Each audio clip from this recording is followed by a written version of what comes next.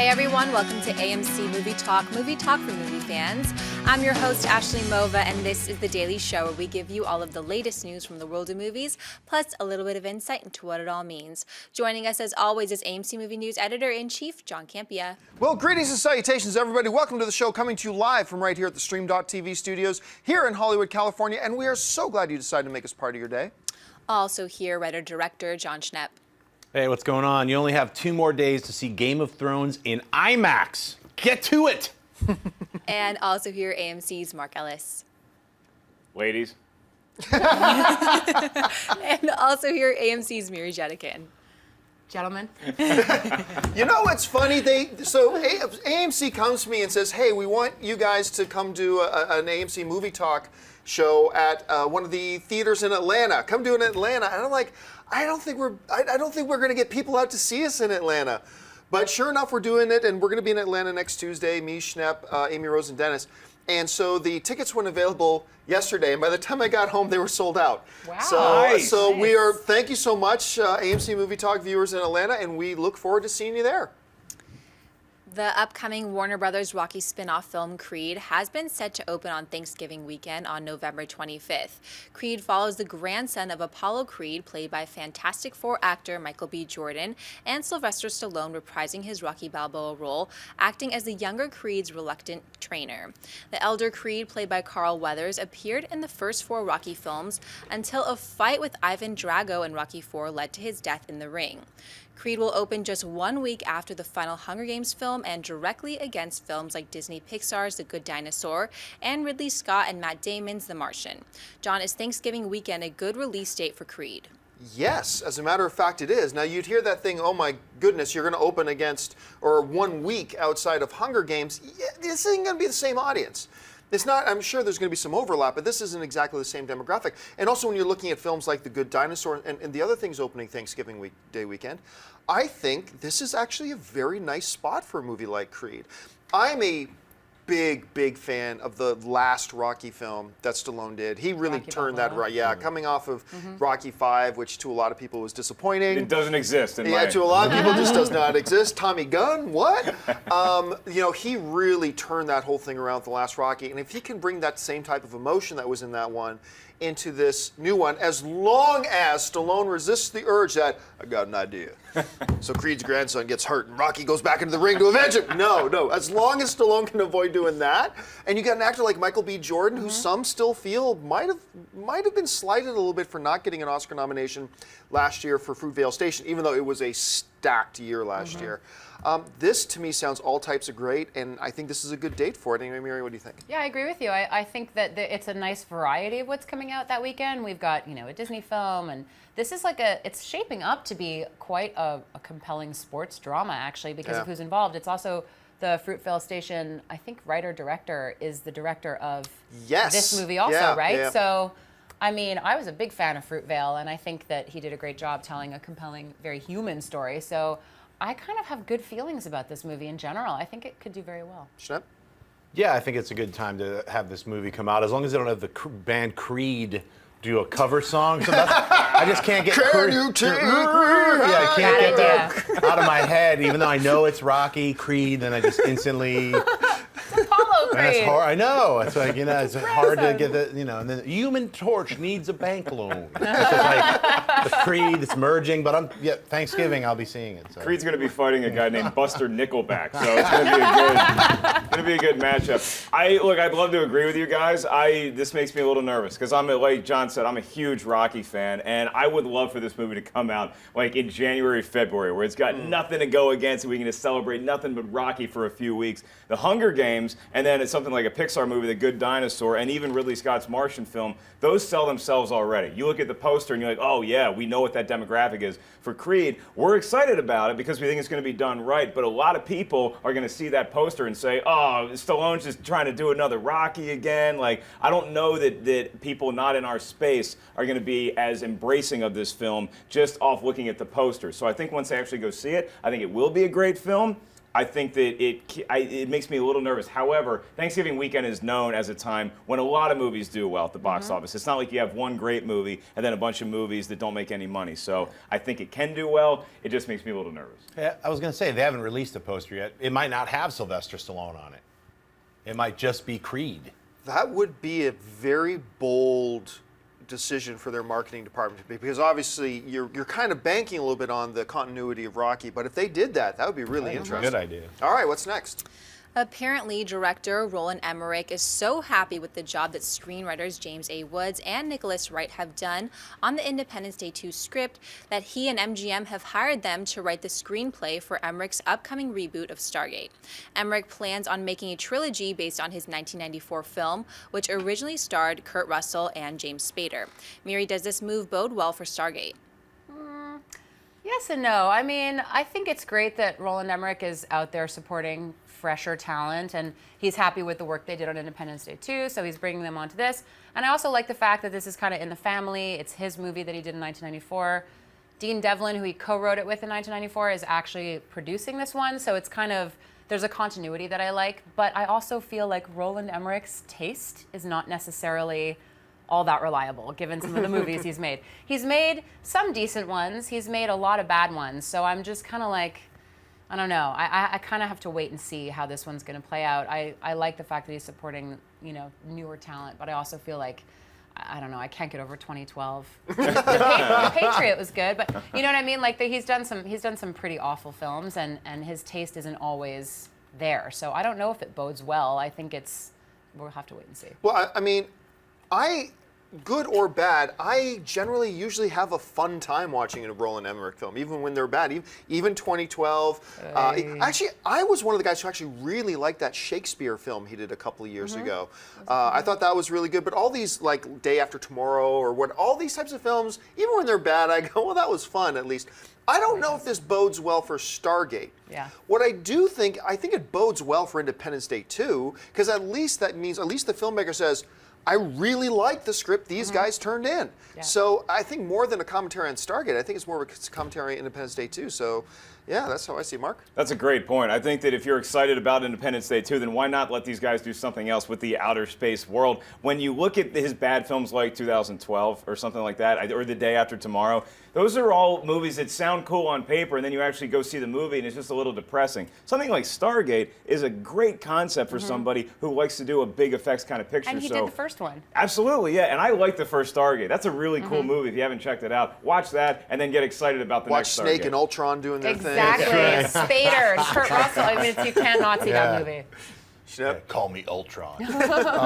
Are we sure that's those guys or those web personalities? No, I Just know, some right? smiling dudes. Well, if those are Emmerich found a writers, couple guys off Facebook. write this next movie for me. Look, ID Forever, he's all jazzed about it. Stargated. I don't know what this new one is going to be called, if they're just going to call it Stargate or whatever, but I don't know. I'm in the same feeling with you as far as Emmerich. It's like his last few films, sure, they're kind of fun to watch on like fast forward, rewind, and not really watch. Kind of like, haha, I forgot that they titled their script ID Forever. Never mind. I do not want these guys to Stargate. So I don't know. I mean, but I'm a fan of the original Stargate, the movie. Yeah. So I'm a fan of the subsequent TV series too. I had a good time with the TV series too. Not so much at Atlantis, but I never saw And then this- they came this out with a series. new one recently, which was like it only lasts like a year or Stargate, two. Yeah. Stargate Universe. Stargate Yes, bathroom. I'm not SGU. sure. Stargate bathroom. All right, folks, we reached that part of the show for buy or sell. Here's how this works. In front of Rash, she's got a few other items in the world of movie news. She's going to run them down, and those of us at the table are simply going to say whether we buy it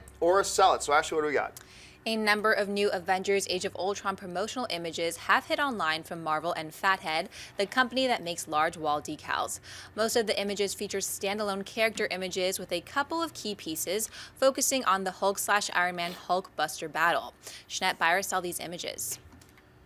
I buy or sell them, I guess. Buy. I'll buy them. But, it's like I'm not really buying these giant decals and stuff myself personally. But if you have them, awesome. The Hulk Buster one is cool. I'm surprised we're not looking at. Check it out. The reason to go online and check it out is the Vision. They have a bunch of these cool pictures of the Vision, and you see what his cape looks like. And I don't know. So if you want to really see what the Vision looks like, there's like 3 or 4 images of him coming through walls and floating around. So I guess that was the spoiler for the decals was check out the Vision that you could put on your wall. So I'll buy it. I'm psychotically buying this. Why? Just because of, look, the Hulk versus Hulkbuster is what a lot of us who have been fans of the comics, this is what we want to see, right? Now, I have a feeling this big epic fight is going to last about 45 seconds in the film. That's what I have the feeling.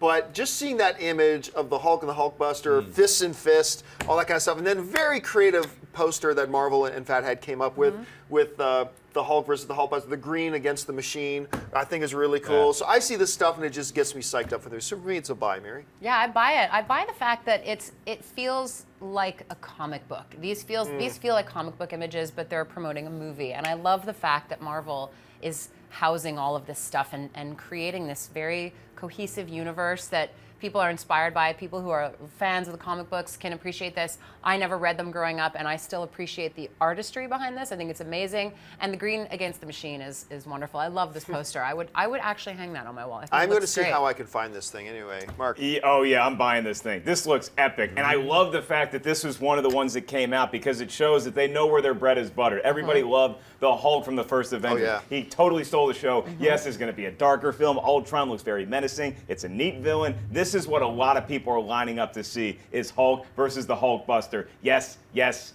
and yes. And all due respect to Vision, who I'm very much looking forward to see in it, and I love Paul Bettany, but if you offered me an hour of Vision or 35 seconds of Hulk versus Iron Man, I'm taking the 35 seconds of Hulk versus Iron Man. But that's just me. All right, what's next?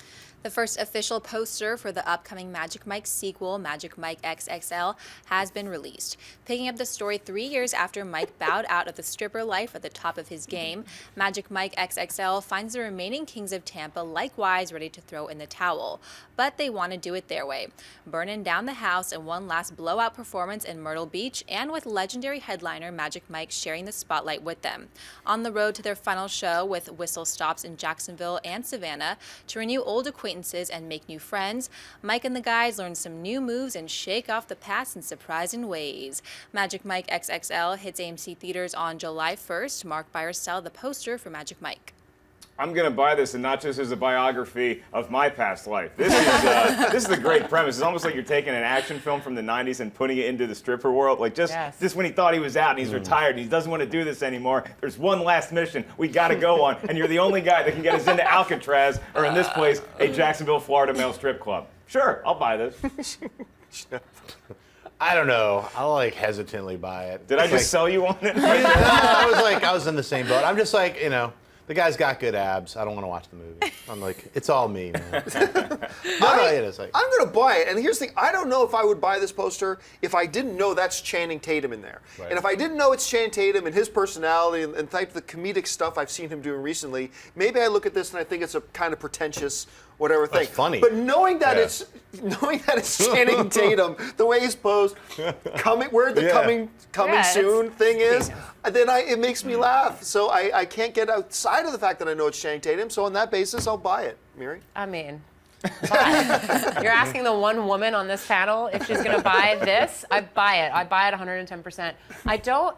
The thing that's funny is I didn't really love Magic Mike. I thought it was one of Soderbergh's maybe less good films, but this poster is just genius. And I mean, yes to all of the men and their dancing. I say yes. One of the things you brought up that I think is interesting is I actually thought Magic Mike was a much better film than I thought it was going to be. Fair enough. But this kind of highlights why I'm okay with a lot of comedy sequels. And the reason I like the sounds of this movie is because did the story of Magic Mike require a sequel?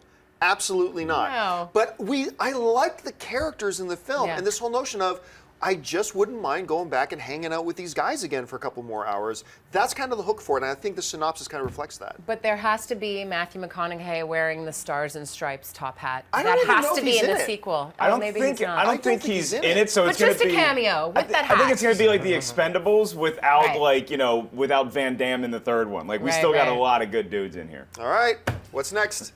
Sons of Anarchy star Charlie Hunnam has reportedly signed on to star in the upcoming film The Lost City of Z. The Lost City of Z follows Hunnam's character, Percival Fawcett, a British colonial who disappeared in the 1920s while searching for a mythical city in the Amazon jungles of Brazil that he believed he discovered on a prior expedition. Hunnam joins Foxcatcher and American Sniper star Sienna Miller and Twilight star Robert Pattinson. John, buy or sell Hunnam joining the Lost City of Z? I'm going to sell this. And it's funny because I buy almost everything about this film.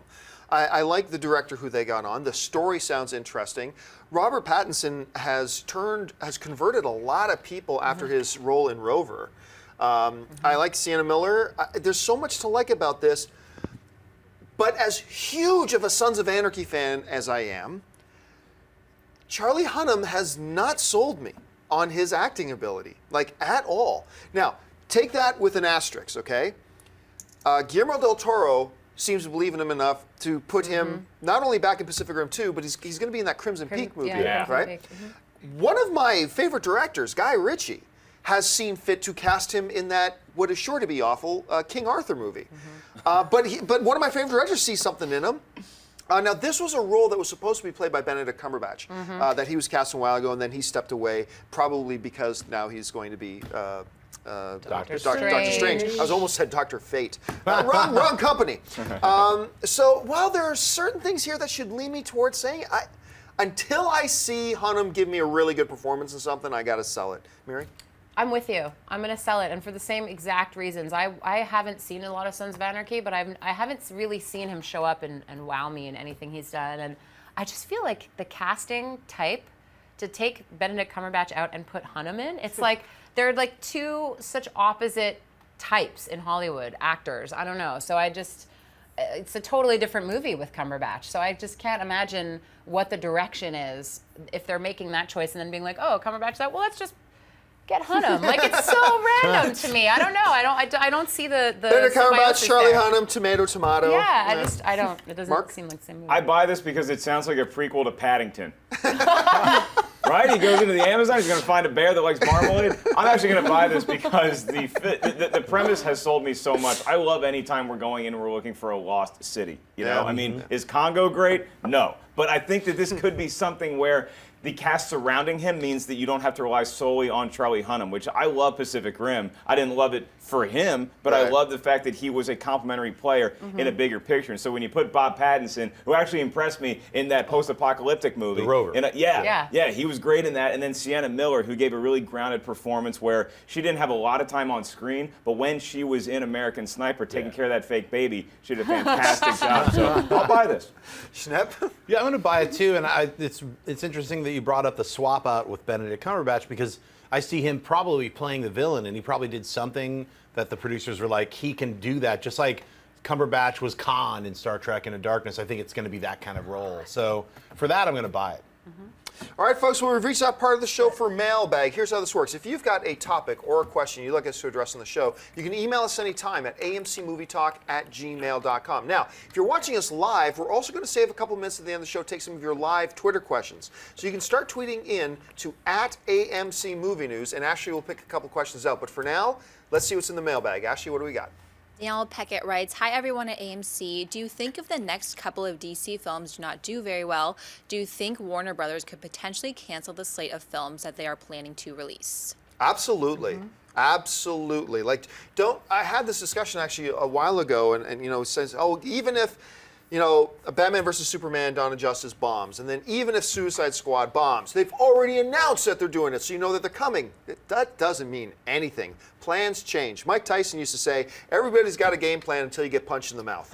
And then suddenly your game plan changes. And you know what? If those two films in a row bomb, right, you bet you're going to hear delays, you're going to hear terms like back burner, and then just change of plans completely. Everything they've announced, that's all great in theory, but it's all on paper, and paper burns really fast.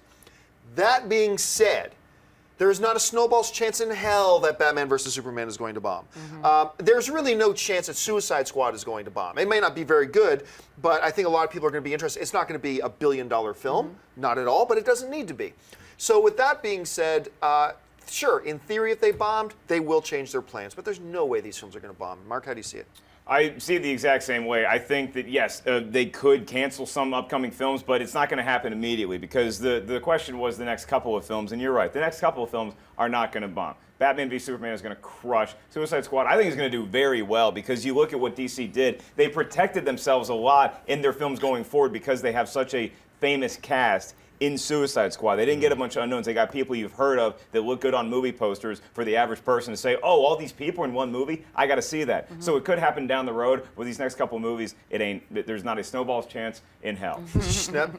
Well, I mean, that movie Focus with Will Smith and Margot Robbie, if that bombs, you have two of the main stars from Suicide Squad in a big, stinky film. So that movie has to do well to at least get them to that next level, you know. But, movies get announced all the time that we've seen their slate for like the next 25 years or whatever. They've announced like we've rolled it all out. That doesn't mean anything. All that matters is what's actually in production and being filmed right now or next year. That's really it. I mean, the following year they could have announced that the script could be done, canceled. I mean, that's how it's always worked, movie business. So. Mary? Yeah, I mean, it's a business, right? So if they're finding that their initial investment is not returning them funds, then they will change their plans. I mean, it's just a business. It's just the bottom line. It's money talks. All right, what's next? Andrew Curtis writes, hi AMC Movie News crew, love the show.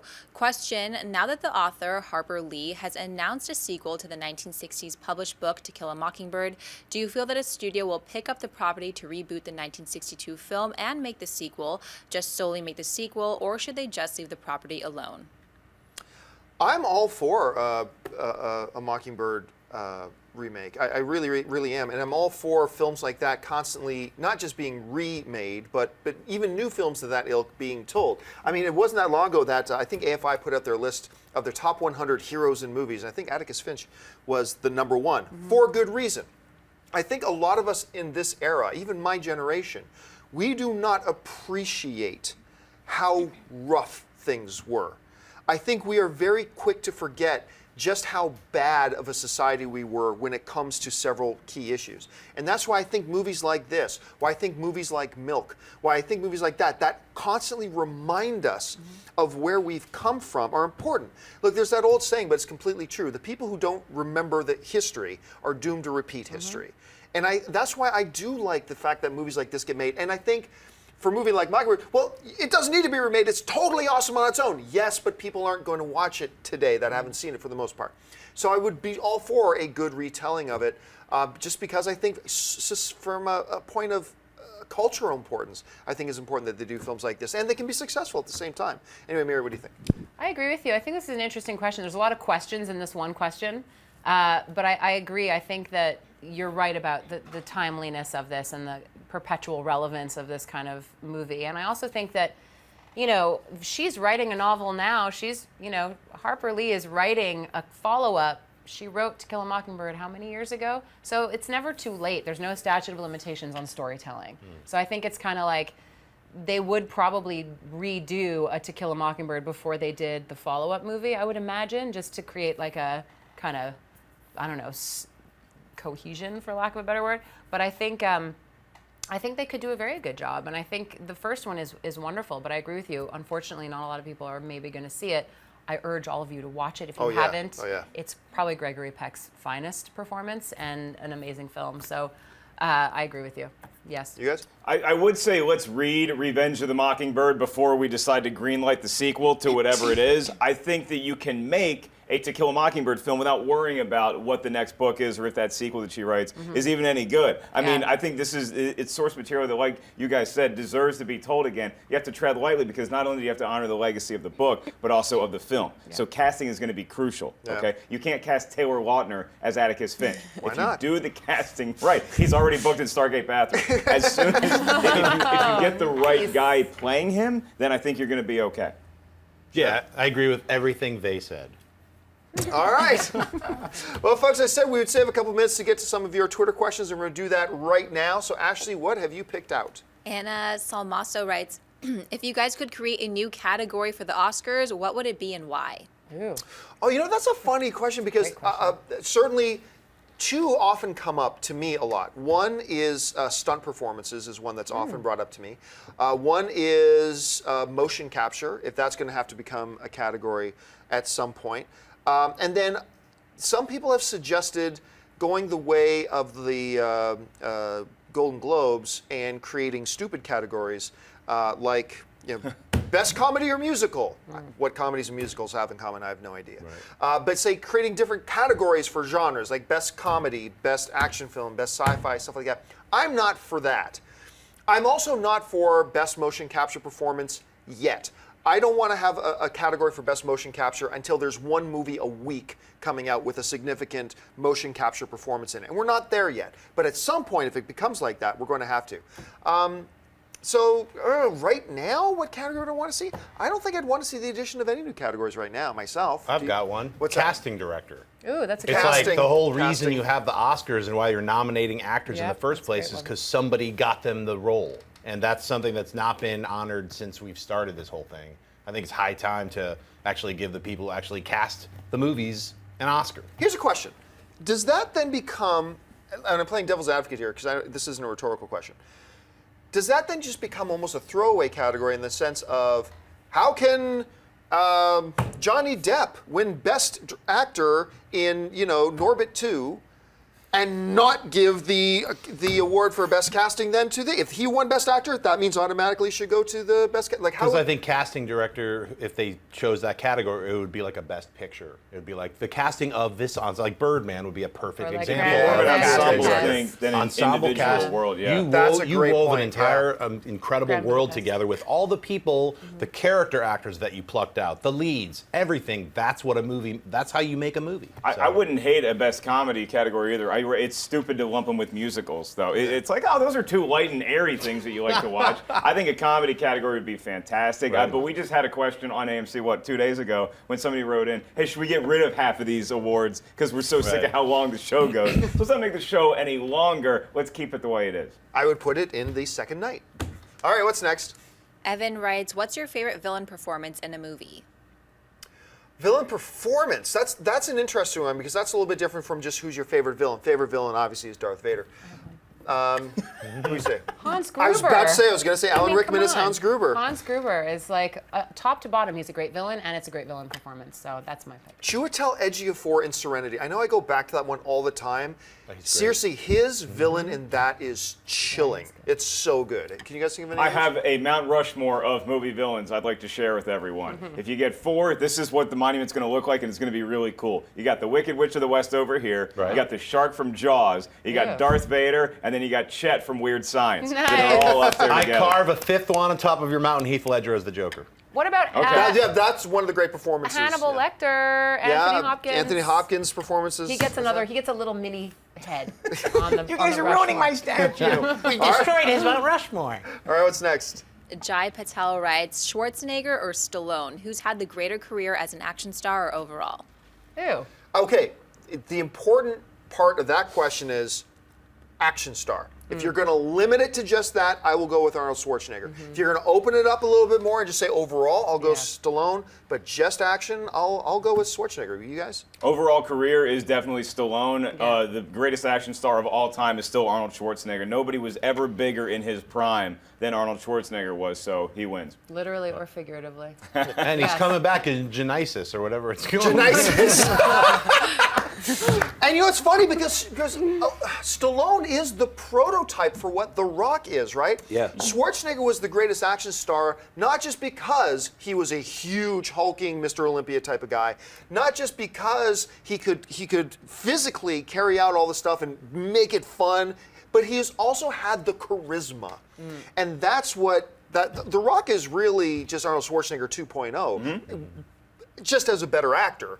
But that's really the prototype for a great action star, and he will always be the king of that, I think. All right, what's next? Sahil writes, hello, do you think 50 Shades will get a sequel?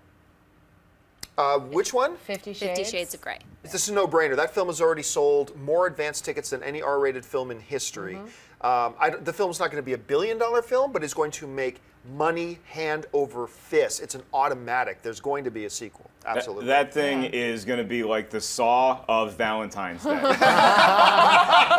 You're going to get one every year, and a lot like Saw, it's going to be torturous on men, but we're willing to suffer through it. Oh, for I you don't think girls. it's going to be that torturous. What were you just telling me before we went to air that there's like how many minutes of this movie is actual just sex? Yeah, the 50 Shades of It's not Grey, so 1/5. 20 minutes, over 20 minutes of the film are sex scenes. I would like my previous statement stricken from the record. Let's have a 50 Shades of Grey every year.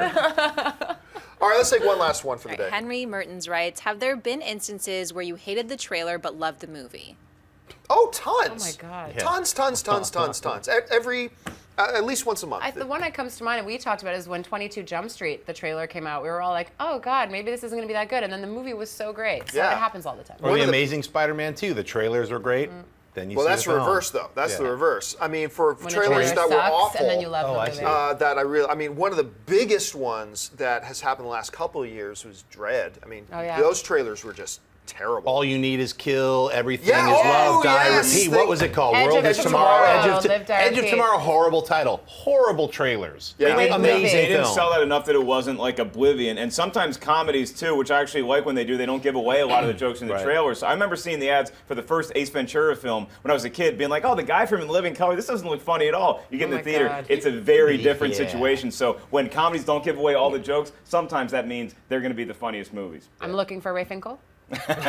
And a clean pair of shorts. Sorry, I have to say it. It's like if you talk about Ace Ventura, I have like Tourette's problem. Why is it I only think of, whenever somebody mentions that movie, I just think of Tone Loc. I don't know why. I just think of Tone Loc in my, I want to start singing Funky Cold Medina. Okay, that'll do it for us, folks. Thanks for joining us today on this episode of AMC Movie Talk. Hey, listen, don't forget, guys, we've launched a Instagram account. So just go to Instagram and look for us at AMC Movie News. Actually, Miri took a picture that she'll probably be putting up there a little bit later. So check that out. Make sure you follow us on there.